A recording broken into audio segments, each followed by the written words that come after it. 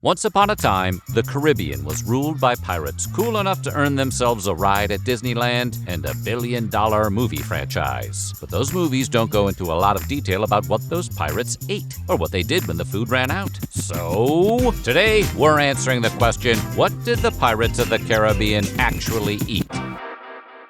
But before we get started, be sure to subscribe to the Weird History Food channel. After that, please leave a comment and let us know what other historical diets you would like to hear about. Okay, now, arr, you ready? Because here we go.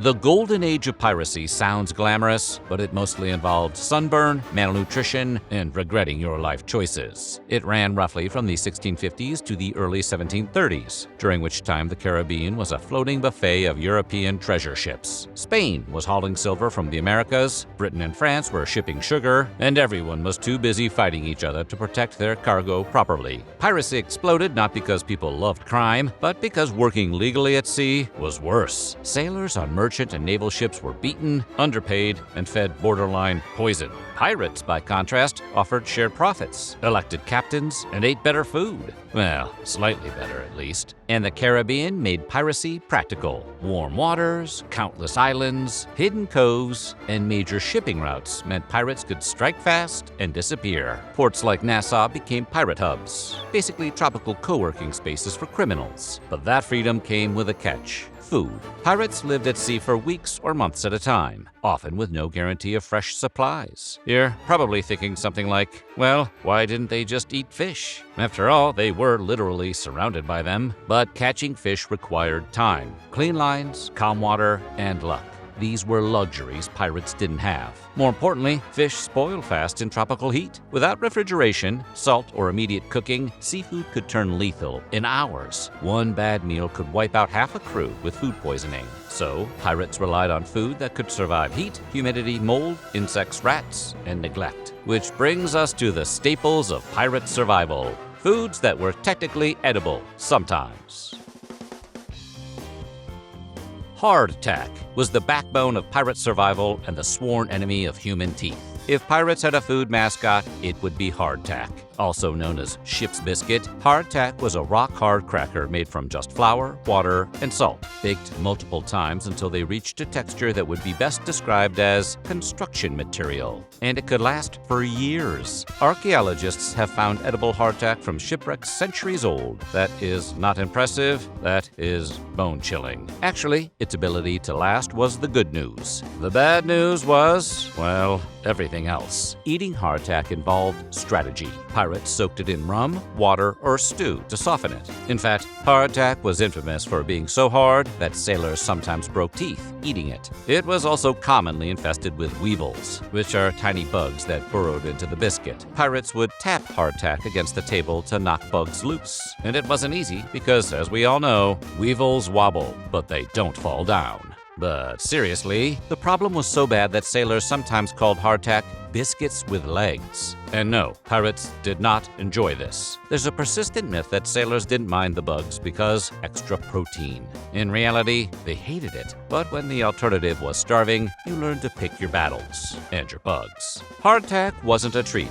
It was the baseline. Pirates ate it daily, usually alongside something salty or alcoholic to make it tolerable. If you had hardtack, things were bad, but not yet desperate. In that sense, hardtack wasn't a meal. It was what you ate while waiting for something better to happen. If hardtack was the food of survival, Bumbo was the drink of denial. Less a beverage and more a survival strategy, the Caribbean concoction mixed rum, water, sugar, nutmeg, and sometimes citrus. It was cheap, easy to make, aggressively sweet, and incredibly popular among sailors and pirates alike, because it was strong enough to convince them that their situation was manageable. The rum killed bacteria in questionable water, the sugar provided quick calories, and the spices masked the taste of well, everything else. Bumbo was often consumed warm, especially at night, and was considered both a morale booster and mild medicine. It also helped sailors forget where they were, which was useful when you were sleeping on damp wood surrounded by men who hadn't bathed in weeks, and had names like Knife Hand Pete. Bumbo wasn't about fun, it was about coping. It blurred the line between hydration, morale, and self-medicating, which is pretty much what everyone is doing after a long week at sea, otherwise known as work. Salmagundi was pirate cuisine at its most ambitious. In fact, if pirates had a signature dish, it was Salmagundi. Despite sounding fancy, Salmagundi is essentially a protein-heavy salad. It typically included chopped meat, like beef, pork, turtle, or bird, as well as onions, hardtack crumbs, olive oil, vinegar, and whatever else was available. Ingredients changed depending on what the pirates had recently stolen, hunted, or regretted. The key thing, everything was tossed together and shared communally. Pirates gathered around one bowl, scooping it up together. This mattered culturally. Shared meals reinforced pirate democracy. Everyone ate the same thing. No captain hoarding better food. No officers getting special rations. This equality was important, especially on ships where violence was always one bad day away.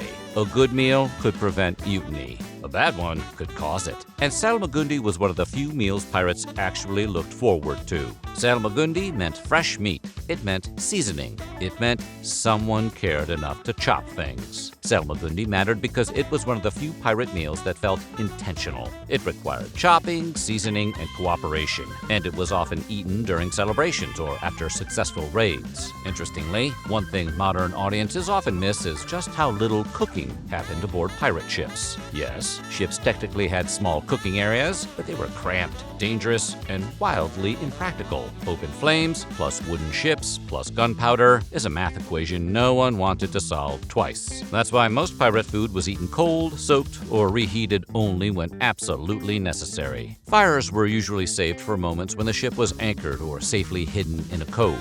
Otherwise, meals were more like assembly-required experiences. Soaking hardtack, chopping preserved meat, mixing things together, and hoping for the best. This is why dishes like Salmagundi mattered so much. It didn't require heat, just effort, which to a pirate was already asking a lot. Also worthy of note is that one of the most famous pirate deaths happened mid-Salmagundi. Bartholomew Black Bart Roberts, one of the most successful pirates in history, was reportedly ambushed and killed by the British Navy while dining with his crew in 1722, and he died doing what he loved, eating Salmagundi with the boys. Imagine being history's most accomplished pirate and going out because you were too focused on dinner. Relatable. Food was so important to pirates that the real-life Captain Henry Morgan, the guy Captain Morgan Rum is named for, once attacked Cuba and demanded 500 cattle as ransom. For Morgan and his men, dried or salted beef was protein. Technically. Preserved using extreme salting, it lasted months, but tasted like regret, compressed into meat form. Fresh meat spoiled quickly at sea, so pirates relied on dried or salted beef, often called salt beef. Hey, what do you want? They weren't branding experts. Anyway, the meat was preserved using aggressive salting and drying, which kept it edible but made it extremely tough and painfully salty. Pirates soaked it in water for hours or days to leach out salt, though the water used was often questionable itself. And while soaking did remove the salt, it also removed the joy. Salt beef provided protein and calories, but it also caused problems. High salt intake, dehydration, and lack of vitamin C contributed to scurvy, which caused bleeding gums, weakness, and eventually death, which, is bad. Still, dried beef was preferable to starving, and pirates were rarely picky. Eating it was less about enjoyment and more about maintaining the bare minimum required to continue staying alive and committing crimes. Pickling was a miracle of pre-modern food science. In fact, it was one of the few preservation methods that worked reliably in the tropics. Pirates carried pickled pork, pickled beef, onions, cabbage, and sometimes eggs, stored in barrels of brine or vinegar. The acid slowed spoilage and added flavor, though it didn't always prevent contamination. Pickled vegetables occasionally provided trace vitamins, which helped stave off scurvy, though pirates didn't know that. They just knew pickles made things slightly less horrible. Barrel barrels were communal, and contamination was common. And once a barrel went bad, it went apocalyptically bad. So pirates learned quickly which smells to trust and which to run from. Rotten barrels were dumped overboard immediately, proving that sometimes even food had to walk the plank. When pirates encountered fresh food, they went hard, and sea turtles were among the most prized finds. They were a pirate jackpot. Sea turtles were slow, plentiful, and easy to capture when hauled onto beaches. They provided fresh meat, fat, and eggs, all rare luxuries. Turtle meat could be roasted, stewed, or added to Salmagundi. In fact, turtles were so valuable that pirates sometimes kept them alive on ships, flipped on their backs, until they were needed. Basically, fresh food storage with a pulse. It sounds horrific, and it was, but you can't argue with the results. Turtle feasts were morale-boosting events, a reminder of life beyond hardtack and brine. Fresh meat meant celebration. It meant the voyage wasn't cursed. It meant hope.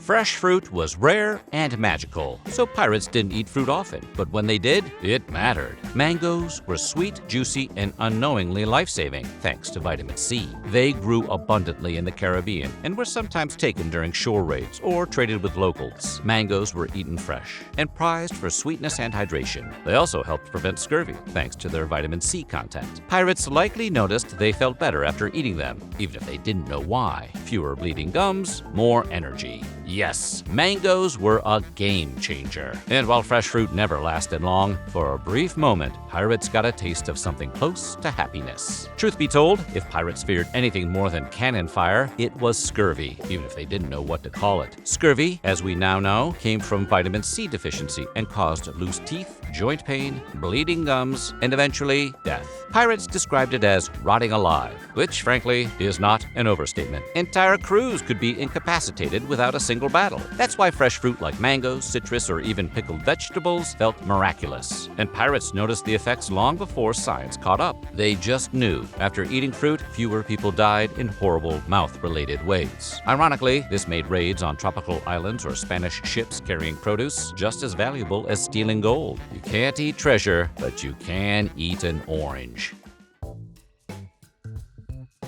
Pigeons were surprisingly common pirate food. That's because ships often carried live pigeons or other birds as message carriers. And once their usefulness ended, or hunger set in, they were slaughtered and eaten. They were small, greasy, and gamey, but they were fresh, and that alone made them valuable. Let's face it, pirates weren't sentimental. They weren't cooing with the pigeons like Mike Tyson and his flock. Pirates also hunted seabirds when possible, though this required time ashore, which was always a risk when naval patrols were nearby. And now that we've talked about the rats of the sky, we might as well mention the rats of the land. Rats. Rats infested ships relentlessly. They chewed through sacks of flour, gnawed on hardtack, and contaminated water barrels. Pirates trapped them when they could, but usually accepted them as part of ship life. And yes, sometimes pirates ate the rats. It wasn't common, and it wasn't preferred. But in desperate times, rats became emergency protein. They were skinned, roasted, or stewed, depending on morale and remaining sanity.